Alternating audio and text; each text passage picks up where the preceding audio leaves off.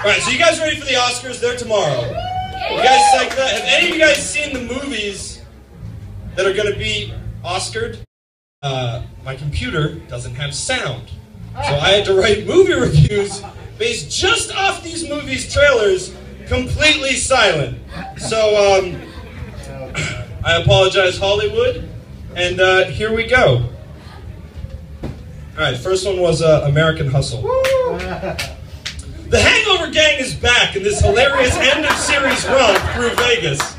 With cameos by both Batman, Bruce Wayne, and that bow and arrow girl, will the gang find their friend before it's too late? Or will they all be horribly gunned down by Hawkeye from Avengers because they stole a suitcase of money from him?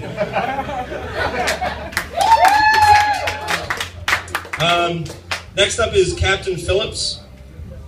Tom Hanks returns in this long-awaited sequel to Castaway, in which the barge that rescued him, the huge barge full of capable seamen that rescued him, is taken over by 12 starving guys in motorized canoes. For a guy that can hunt fish with a stick, he's kind of a pussy. Will he survive, or will he be eaten by black zombie pirates? Dallas Buyers Club. Okay, so the reason I used gambling, hell-raising, and Ron Woodruff is because those were actually words on the screen that I could read and didn't need sound for. Matthew McConaughey is back as gambling, hell-raising cowboy Ron Woodruff. He changes his ways and becomes a priest and goes to Mexico. His best friend is a tranny that looks a lot like Jennifer Garner when she wears her wig, but a lot more like Jared Leto without it. Why is everyone in this movie so fucking skinny? Yeah, I IMDb'd it later. It was AIDS. It was a lot sadder than I thought. Gravity. Sandra Bullock and George Clooney star in Speed 3, Gravity. When her spacesuit is rigged to blow up, astronaut Annie Porter launches herself into space to save all the other people on her spaceship. The catch being that her body is catapulted and can't slow down below 80 miles an hour, where everyone will explode.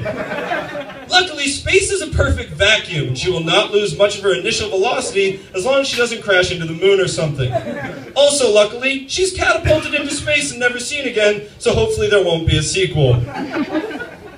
Alright, Her, which was the new Spike Jonze flick, I think? Yeah. Jack Ween Phoenix plays Phil, a recently convicted sex offender who is forced to avoid interaction with all other humans and is constantly monitored by his robot probation officer. One thing leads to another, sparks fly, and in the end, he fucks his phone.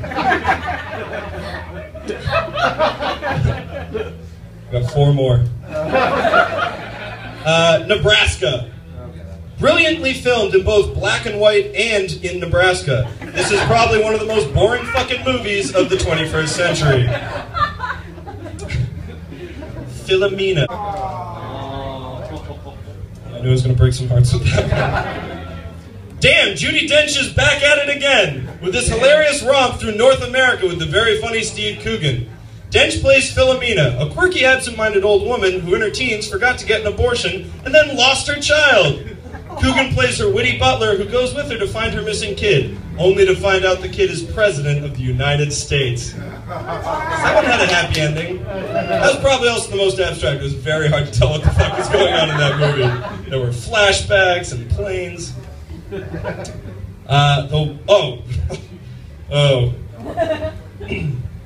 12 Years a Slave. This spectacular 134-minute film will make your white guilt last a lifetime. Alright, now again, I googled how to say this guy's name right, but no fucking sound in my computer, so... Chiweedle Ejiofor and a ton of famous white people are in this film directed by Steve McQueen. Not the Great Escape guy because he's still dead, but a black guy with the same name. People in the South were total dicks in the 1800s. And we're going to cap this off with The Wolf of Wall Street. Ow! Leonardo DiCaprio and the fat kid from all those Seth Rogen movies are rich and do whatever the fuck they want, and it looks like a ton of fun. But then the government comes and acts like a bunch of dicks. It's like a happy Great Gatsby. Also, I would fuck Emma Stone 7 ways to Sunday in this movie because she is really fucking hot. The end. Ladies and gentlemen, those are the movie reviews.